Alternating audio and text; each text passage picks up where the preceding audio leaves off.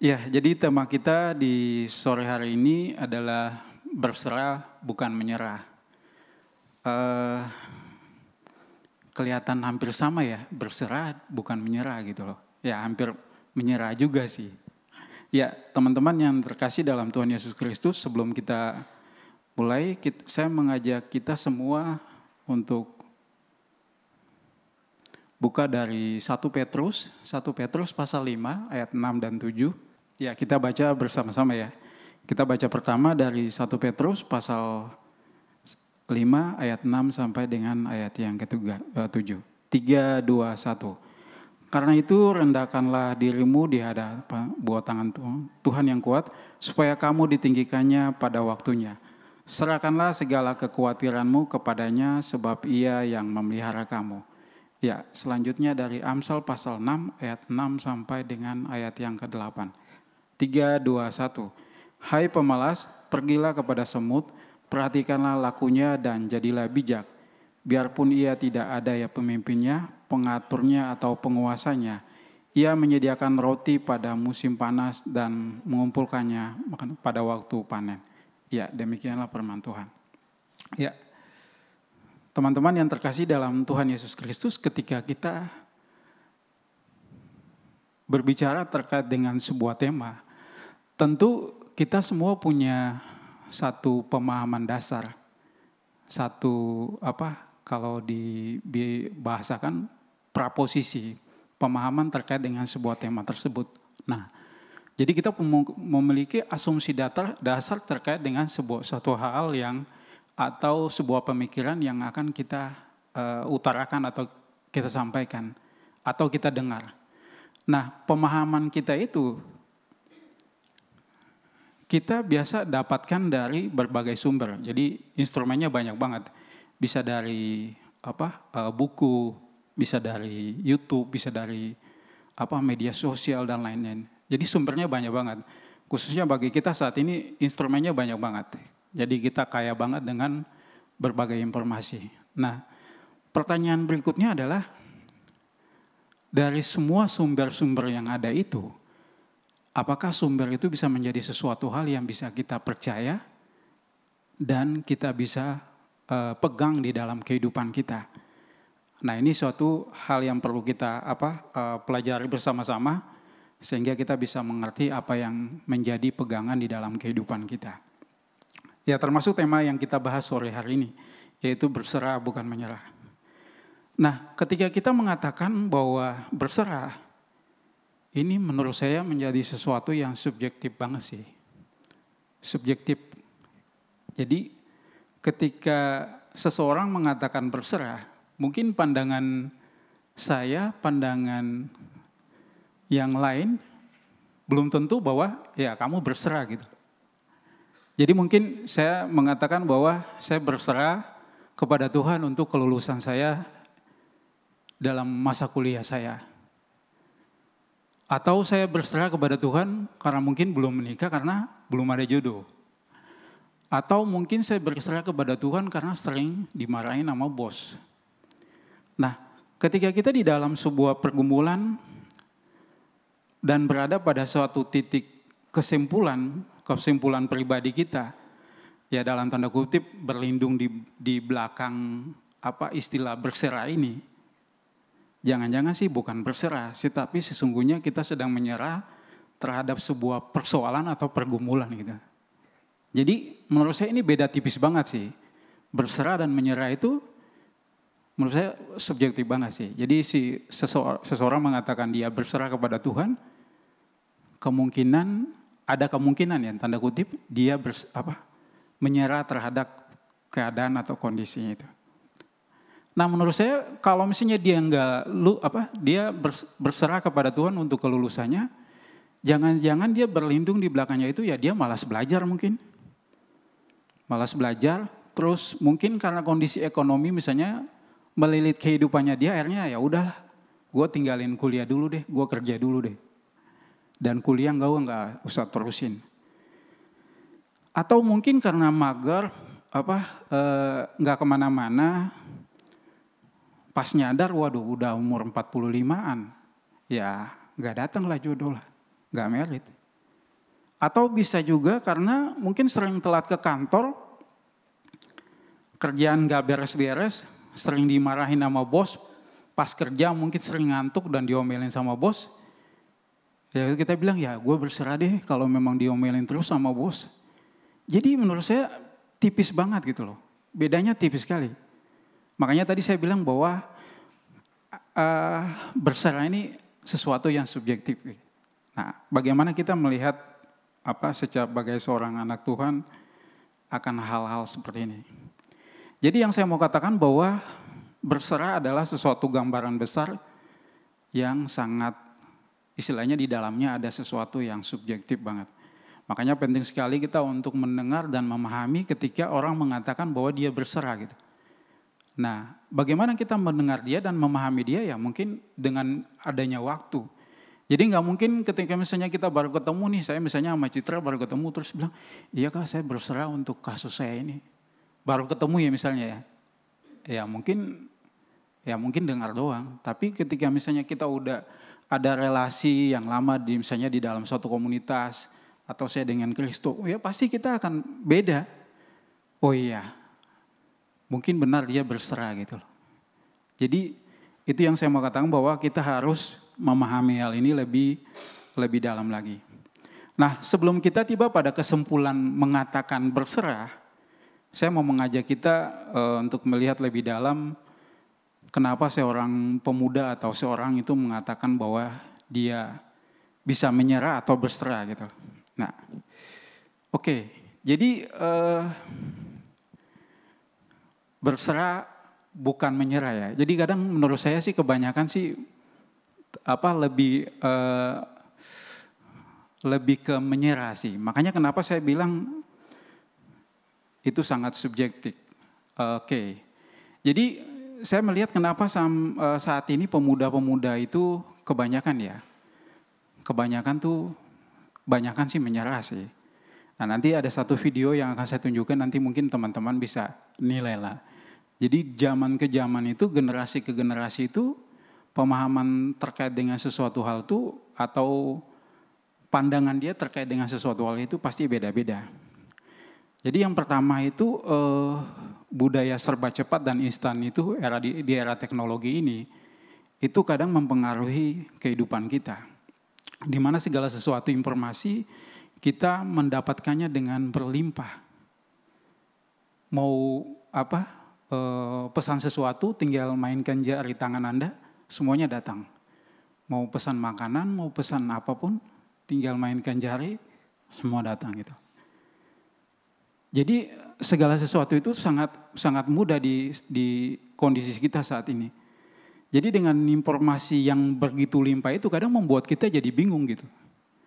Misalnya kita mengatakan bahwa oh iya saya karena mungkin berat badan saya naik misalnya, terus saya memutuskan wah saya mau diet deh. Diet dengan cara mungkin olahraga angkat beban. Tiba-tiba saya dapat informasi lagi misalnya lagi scroll, wah ada nih yang lebih cepat dan ampuh. Misalnya operasi lemak. Nggak perlu berbulan-bulan tuh. Sekejap aja bisa selesai kan. Jadi begitu banyaknya informasi yang kalian terima itu kadang membuat kalian tuh jadi bingung gitu. Oh ya mau milih yang mana ya? Atau kadang berubah-berubah. Nah nanti satu video ini saya nontonnya saya cukup interest juga dan tertawa gitulah. Ini saya pertama kali nonton saya cukup interest, maksudnya gila ya betul sih. Memang perbedaan generasi itu cukup kentara dan kelihatan sih. Jadi bukan hanya di dalam perbedaan teknologi yang ada, tapi ya kayak gini. Jadi generasi 80-an, generasi 90-an, dan generasi tahun 2000-an gitu. Nah ini satu problem yang ya kalau menurut saya sih ya dia nyerah gitu loh. Istilahnya untuk generasi yang 2000-an. Nah teman-teman yang terkasih dalam Tuhan Yesus Kristus, jadi ketika kita dibombardir dengan berbagai macam informasi yang ada, misalnya terkait dengan hal apapun informasi yang kita terima sehingga kadang kita berubah pikiran, ya kadang satu tanda kutip ya kita bisa mungkin menyalahkan perkembangan atau teknologi itu? Ya nggak bisa, kita nggak bisa menyalahkan itu. Mau nggak mau kita harus beradaptasi, kita harus menguasai teknologi itu. Kalau nggak kita akan digilas oleh teknologi itu. Jadi anggap contoh misalnya beberapa perusahaan yang kena disrupsi karena perkembangan teknologi. Misalnya dulu waktu zaman-zamannya saya itu kalau misalnya mau pergi ke suatu tempat, kita misalnya pesan Gojek nih, bukan Gojek ya, tukang ojek itu. Ya nyari nunggu kelamaan. Tapi kalau sekarang ya kena disrupsi itu salah satunya. Dan banyak lagi bidang bisnis yang memang kena disrupsi. Nah, jadi saya mau mengatakan bahwa kita harus belajar untuk menggunakan teknologi itu, sehingga kita bisa dipermudah dengan teknologi yang ada, bukan kita digilas atau ya hanyut tenggelam dengan teknologi. Misalnya sekarang teknologinya ya udah 5.0 ya. Ya semua industri kadang manusia nggak dipakai lagi, menggunakan robot. Ini sorry saya agak melenceng, tapi menurut saya ini sesuatu hal yang perlu kita cermati sebagai pemuda untuk bagaimana kita mempersiapkan diri sehingga kita tidak menyerah terhadap semua perkembangan dan teknologi yang ada. Ya, jadi itu selanjutnya yang ingin saya sampaikan.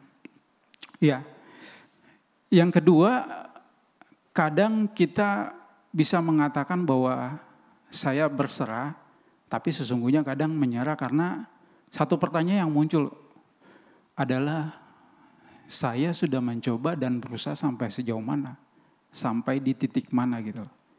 Kalau kita lihat video yang tadi ya baru 3 hari gitu, 3 hari gitu. Sedangkan kalau misalnya sesuatu untuk menjadi bagus itu kan butuh proses yang lama. Saya ambil contoh, kita misalnya mau makan sesuatu yang enak nih, anggaplah misalnya martabak. Martabak itu kan gak langsung jadi martabak gitu. Dia harus ngelola dulu, harus beli tepungnya dulu, harus beli mentega aja. Bahan-bahan materialnya itu semua dikumpulin dulu. Setelah itu baru dibikin adonan, baru dimasak, baru dihidangkan. Jadi semuanya butuh proses. Jadi gak ada sesuatu yang cepat saji gitu. Yang kadang kita bilang, yang tadi saya bilang, tinggal mainkan jari Anda, semuanya datang gitu. Nah, saya mau mengatakan bahwa sudah sampai mana kita mencoba untuk berusaha gitu. Jadi banyak orang yang menyerah karena beratnya tekanan di dalam pekerjaan tadi, atau entah di dalam masalah ekonomi, terus misalnya harus pinjol dan lain-lain. Saya tuh waktu masih beberapa tahun yang lalu, saya lihat tuh beberapa teman tuh kena itu pinjol, maksudnya aduh kasihan ya. Tapi ya memang kadang satu sisi juga ya gaya hidup gitu loh. Gaya hidup yang pengen menunjukkan sesuatu bahwa dia hebat dan lain-lain, akhirnya seperti itu. Nah, teman-teman yang terkasih dalam Tuhan Yesus Kristus, bahwa kita sejauh mana kita udah mencoba, sehingga jangan sampai kita bukannya udah berserah tapi kita menyerah nih terkait dengan kondisi yang ada. Ya, selanjutnya saya mau menyampaikan salah satu faktor juga ya yang kadang kalau menurut saya sih dibilang menyerah ya, karena dia merasa si paling benar, si paling pintar. Jadi ketika misalnya ada satu masalah kita ngasih tahu, ya dia lebih tahu gitu loh. Nah kadang di dalam kehidupan kita tuh pasti kita akan menemui orang-orang yang kayak gitu. Ya bahkan di gereja pun mungkin kalian bisa lihat ada orang yang banyak ngomong banget, tapi nggak kerja. Tapi kalau masalah ngomong, wow dia jago banget. Argumentasinya hebat-hebat. Jadi pengetahuannya dia itu hanya sebatas di knowledge-nya dia di kognitif doang. Bukan di dalam kehidupan hari-harinya dia. Bukan di dalam pekerjaannya dia. Tapi kalau ngomong, wow jago. Jadi si paling benar itu, si paling pintar. Nah, seringkali ini yang menjadi satu kendala juga sehingga orang merasa menyerah karena itu. Padahal dia mungkin bisa mengatakan juga bahwa dia berserah. Misalnya dia nggak kerja, ya dia bilang ya gue berserah kepada Tuhan, nanti Tuhan tunjuk jalan gitu loh. Padahal nggak ngapa-ngapain. Ya, oke teman-teman yang terkasih dalam Tuhan Yesus Kristus, jadi dari semua hal-hal yang tadi di atas, nah yang dikatakan bahwa pemuda yang berserah itu pemuda yang seperti apa ya? Saya berharap sih ketika teman-teman datang ke sini bukan sekedar hanya datang untuk, wah saya mau mendapatkan 5 poin pemuda yang berserah. Supaya itu menjadi panduan saya ke depan, Kak David. Karena menurut saya kehidupan tuh gak sesimpel itu. Hal yang mungkin saya alami di dalam kehidupan ketika misalnya saya mengatakan saya berserah, ketika hal itu terjadi kepada teman-teman, pasti responnya pasti akan beda. Jadi yang mau saya katakan bahwa jangan sampai kalian datang, oh ya ini. Karena kalau misalnya kalian ke Gramedia deh, 7 langkah sukses menjadi orang kaya. Banyak tuh bukunya di Gramedia tuh. Tinggal pilih, mau pilih yang mana kan. Yang penting asal kuat bayar gitu. Jadi menurut saya itu harus kita alamin sih. Berserah itu harus sesuatu hal yang benar-benar kita alami dalam kehidupan kita. Nah, sebagai seorang pemuda atau seorang percaya yang berserah, itu yang pertama saya mengatakan bahwa dia harus senantiasa mengucap syukur. Orang yang bekerja ya, atau orang yang gak bekerja, orang yang menikah atau yang belum menikah, orang yang menikah yang sudah punya anak dan belum punya anak, orang yang mungkin ke kantor pakai motor atau pakai mobil, orang yang mungkin makan di restoran besar, mewah, atau orang yang mungkin makan di warteg. Menurut kalian apa yang menjadi satu kesamaan di orang-orang tadi?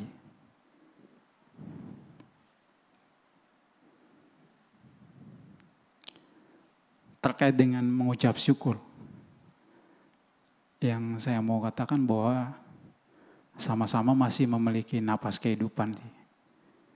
Jadi ketika misalnya kita masih punya napas hidup ya, satu hal yang paling utama adalah mengucap syukur.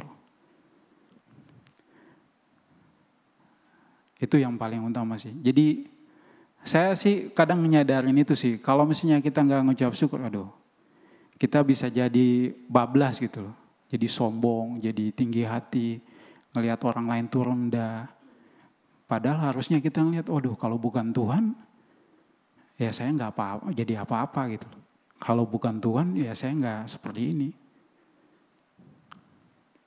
Jadi kita harus senantiasa mengucap syukur di dalam setiap problem atau kondisi apapun kita, apapun teman-teman, kita tetap harus mengucap syukur. Makanya tadi saya bilang orang yang pergi ke kantor, naik motor, naik mobil, ya masih sama-sama punya napas yang dikasih sama Tuhan.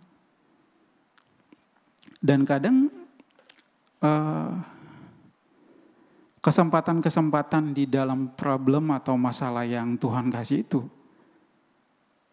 itu adalah suatu pergumulan yang membuat kita jadi kuat gitu loh.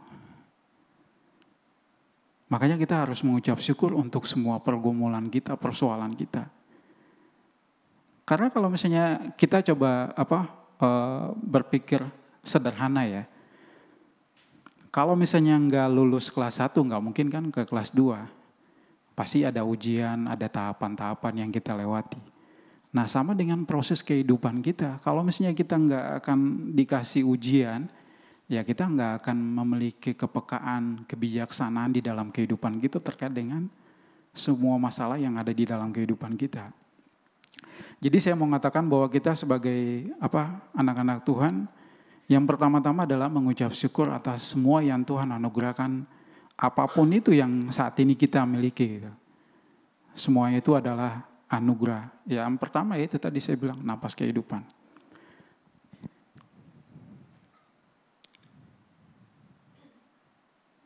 Ya, yang berikut saya mau katakan adalah proses hidup. Menurut saya ini nggak mudah sih, sesuatu hal yang nggak mudah sih. Karena sangat bertolak belakang dengan apa yang kita konsumsi, kita dapatkan hari-hari gitu loh. Ya karena kan semuanya kelihatan cepat kan. Mau bikin apa aja pinginnya cepat. Sedangkan proses hidup itu kadang nggak seperti yang kita alamin itu. Kadang ada halangan ini aja. Aduh, kok kayak gini lagi sih. Jadi sangat bertolak belakang dengan apa yang saat ini istilahnya dengan era teknologi saat ini. Misalnya kita mengkonsumsi video-video di TikTok atau di YouTube video-video 1 menit. Itu menurut saya kadang membentuk pola pikir kita gitu. Jadi kita kalau misalnya sering nonton video 1 menit, scroll. Nah lama-lama membentuk pikiran kita. Sehingga ketika ada masalah terjadi, wah harus selesai dengan cepat nih. Kita nggak nyadar bahwa itu membentuk pola pikiran kita. Itu membentuk kita. Saya ambil contoh misalnya, bangun pagi, kita langsung nggak berdoa mungkin, langsung lihat HP dulu deh, ada pesan berapa nih. Kita nggak nyangka bahwa si HP itu atau alat itu sedang membentuk pola pikir kita. Kalau misalnya kita melakukan itu terus-menerus, ya udah, tiap bangun pasti bukannya berdoa, bukannya baca Alkitab, ya lihat HP. Kita nggak nyadar sih. Kita kadang nggak sadar akan hal itu gitu. Jadi yang saya mau katakan bahwa proses hidup itu nggak mudah gitu. Butuh waktu. Kadang ada halangan ini, halangan itu. Jadi ya kita harus hadapin itu, harus jalanin akan proses yang Tuhan izinkan terjadi di dalam kehidupan kita. Nah teman-teman yang terkasih di dalam Tuhan Yesus Kristus, jadi kadang kita mungkin mengatakan misalnya ya, saya berserah dengan kondisi saat ini gitu lah. Ya dengan ekonomi pas-pasan, ya udah saya berserah lah. Padahal kalau misalnya kita lihat di media sosial, di status teman-teman, wah dia lagi jalan-jalan ke sana ya. Lagi healing tipis. Healing tipisnya ke Eropa lagi. Aduh. Nah, saya berharap kita nggak menyerah ya, tapi dalam tanda kutip berserah tapi tetap harus melakukan apa yang menjadi bagian kita. Jadi satu hal yang saya mau katakan, pernah nggak kali kita mikir gitu loh, bahwa kalau misalnya bayi yang baru lahir, dia kan nggak mungkin langsung besok pakai baju langsung ikut sekolah, taman bermain kan, nggak mungkin kan. Pasti dia akan melalui proses dari umur 1 tahun, 2 tahun, 3 tahun, sampai dia misalnya jadi masuk di sekolah taman baca dan sebagainya. Nah saya mau mengajak kita untuk baca dari Matius pasal 25, kita buka dari Matius pasal 25, ayat yang ke-21. Ya, kita baca bersama-sama ya. Matius pasal 25, ayat yang ke-21. 3, 2, 1. Maka kata tuannya itu kepadanya, baik sekali perbuatanmu itu, hai hambaku yang baik dan setia. Sebab engkau telah setia dalam perkara kecil, dan aku akan memberikan kepadamu tanggung jawab dalam perkara yang besar. Masuklah dan turutlah dalam kebahagiaan Tuhanmu. Ya, teman-teman yang saya mau katakan bahwa proses hidup itu ada hal-hal yang kadang misalnya kita alamin yang kadang kita ngerasa aduh kayak gini mah nggak usah lah. Nggak usah bagi yang saya kerjain deh. Kasih dia orang lain deh. Saya dikasih yang tugas berat-berat aja deh.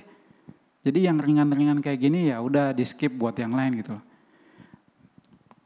Saya mau mengatakan bahwa kita harus belajar untuk menjalani hal-hal apapun yang kita alami di dalam kehidupan ini. Karena dari hal-hal yang terkecil itu Tuhan pasti akan membentuk kita. Ya misalnya kita baca di Matius tadi, bahwa ketika kita setia dalam hal-hal yang kecil tadi, Tuhan akan memberikan perkara-perkara yang lebih besar untuk kita jalani.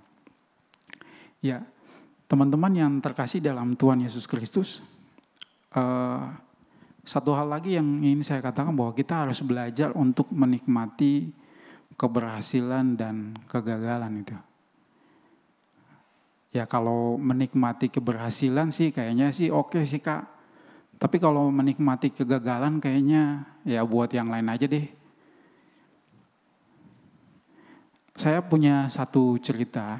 Jadi sekitar tahun 2017, kalau teman-teman sering berpergian misalnya lewat Terminal 3 atau Terminal 2, ada satu perusahaan advertising namanya PT Pixel kalau kalian tahu. Nah di tahun 2017 itu saya pernah dapat satu proyek yang nilainya puluhan miliar. Jadi waktu itu sebelum proyek itu jadi, sebelumnya udah ada beberapa proyek yang kita kerjain ya. Di Bandung, di Jakarta ada beberapa titik. Nah itu puncaknya itu pada saat 2017 itu. Jadi puluhan M lah. Nah setelah kita dapat SPK PO tersebut, cuman satu kendalanya adalah dia minta untuk pembayarannya itu yang agak berat buat sisi kita ya sebagai penyuplai. Padahal ini kan buat saya waduh wow, luar biasa nih, nilainya segini. Setidaknya kalau untuk sales itu kan biasa dia ngandalinya komisi, bukan gaji. Jadi kalau sales itu minta gaji tinggi itu bukan jiwa sales. Sales itu gajinya ya udah cukup buat 1 bulan aja Pak. Yang penting nanti saya bisa jualan unlimited gitu loh. Puluhan M, ratusan. Jadi seperti itu. Nah kasus yang kayak gini. Jadi saya sama direktur sales saya udah pulang. Kebetulan kita pas habis meeting si direktur PT Pixel ini langsung tanda tangan. Kita bawa pulang PO-nya, PO basah, tanda tangan basah. Sampai di kantor setelah dipertimbangin dengan segala persyaratan yang dia minta, langsung direktur utama bilang, wah kita tolak aja deh. Kita nggak mau kalau misalnya dikerjakan proyek ini dengan ketentuan yang dia minta seperti ini. Ya akhirnya ditolak. Nah teman-teman kalau misalnya kita ngalamin hal yang kayak gitu, pasti kita bilang, aduh gimana sih, ini kan udah ada PO-nya. Nilainya sebanyak itu kan bisa bantu misalnya buat karyawan gajinya kan lumayan. Bisa nutupin berapa bulan gitu operasional perusahaan gitu loh. Ya kalau misalnya kita pada posisi nggak belajar untuk menikmati kegagalan, kita pasti akan seperti itu. Mungkin menyerah, nyalain sana sini. Tapi pada saat itu saya menikmati, oh iya, untung ya nggak jadi gitu loh. Kenapa saya sampai pada titik itu? Karena sebelumnya saya udah sering melewati itu. Jadi ada ketemu customer, kita udah demo capek-capek, udah bikin penawaran revisi sampai sekian kali revisi.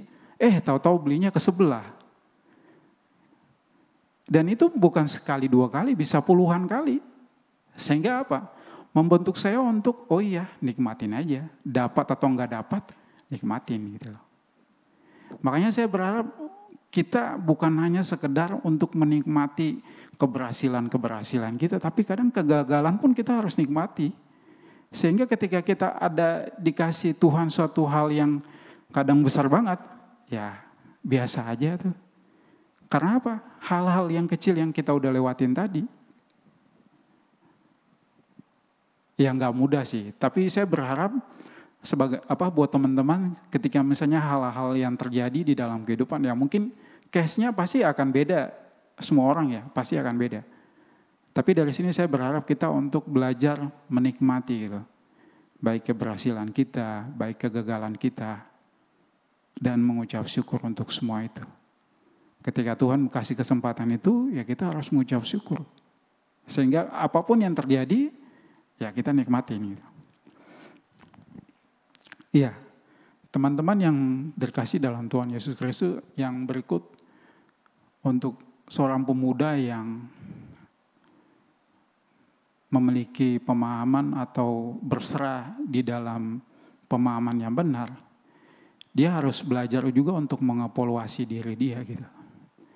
Jadi kadang kalau misalnya tadi saya katakan si paling pintar itu, ya susah sih kalau misalnya mau evaluasi diri gitu loh. Kadang evaluasi diri itu ya kadang sesuatu yang kadang kita nggak suka lah. Kan orang nilai diri kita gitu, maksudnya boleh nggak lu nilai diri gue tuh kayak gimana ya? Coba dong kasih saran. Ya mungkin kalau teman dekat bercandaan sih mungkin oke sih. Tapi coba kalau misalnya kita lagi ada di dalam satu rapat, meeting atau apa, terus ada orang yang koreksi terkait dengan apa yang kita kerjakan. Mungkin udah pas di belakangnya, iya dong lu kalau misalnya ngomong kayak gitu ya jangan ngomong di depan lah. Jadi ya banyak argumen, karena kita nggak mau dievaluasi, kita nggak mau dikoreksi.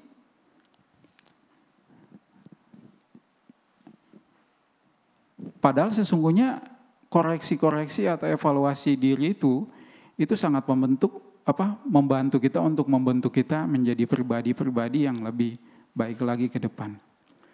Ya. Ya, selanjutnya teman-teman yang saya mau katakan bahwa sebagai pemuda yang berserah, bukan hanya berserah lalu ya tinggal Tuhan akan menolong saya, Tuhan akan mengirim bantuan malam ini gitu. Enggak, kita harus terus belajar, kita harus terus berusaha. Jadi kita enggak tinggal diam, oh ya nanti Tuhan akan kirim saya uang sekian miliar gitu. Jadi pada saat saya tidur terus besok pagi uangnya udah datang gitu. Enggak, kita harus bekerja, kita harus berusaha dan terus belajar. Belajar untuk meningkatkan kemampuan kita. Jujur saya tadi lihat Kristo main keyboard, kalau biasanya kan main gitar ya. Saya salut sih, maksudnya kita jangan sampai merasa puas dengan sesuatu yang kita kerjakan, misalnya main gitar aja gitu. Tapi ketika misalnya kita punya kemampuan untuk hal yang lain, ayo dikerjakan.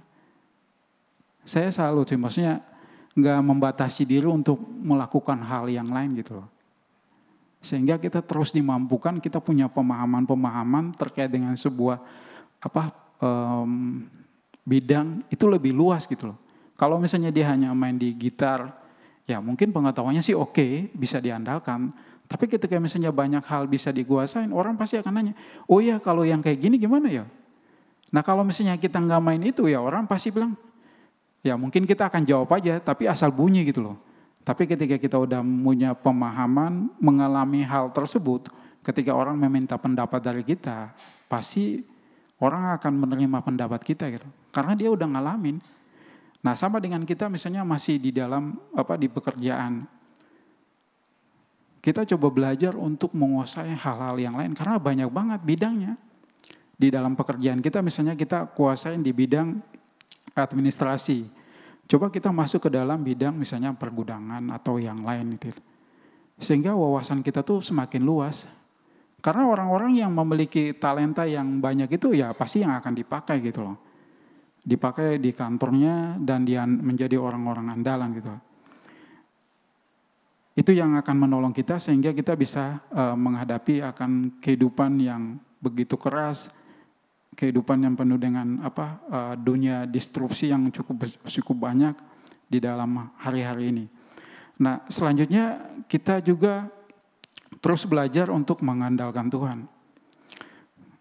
Apakah ini mudah? Ya enggak tentu mudah sih. Enggak tentu mudah. Kita bilang kita mengandalkan Tuhan, tapi kalau misalnya kita udah berusaha, tapi enggak dapat, waduh, kadang kesal juga ya, aduh, mendingan kemarin gua enggak usaha ya, mendingan kemarin gua enggak ngelakuin itu ya. Jadi kadang belajar itu bukan hanya sekedar belajar untuk mendapatkan suatu pengetahuan atau pemahaman yang baru, tapi kita belajar juga untuk meningkat di dalam bijaksana kita. Karena kita terus mengandalkan Tuhan di dalam kehidupan kita. Gitu. Nah, teman-teman, saya berharap kita bisa belajar hari ini. Jujur pribadi saya kemarin ketika mempersiapkan ini, ya agak berserah, bukan menyerah, agak susah juga buat saya pribadi sih. Tapi saya berharap apa yang sudah saya sampaikan buat teman-teman bisa menjadi sesuatu berkat dan juga buat saya pribadi, sehingga kita boleh menjadi anak-anak Tuhan yang menjadi kemuliaan bagi nama Tuhan, dimanapun Tuhan tempatkan kita, di studi kita, di tempat kerja, maupun di dalam keluarga kita masing-masing.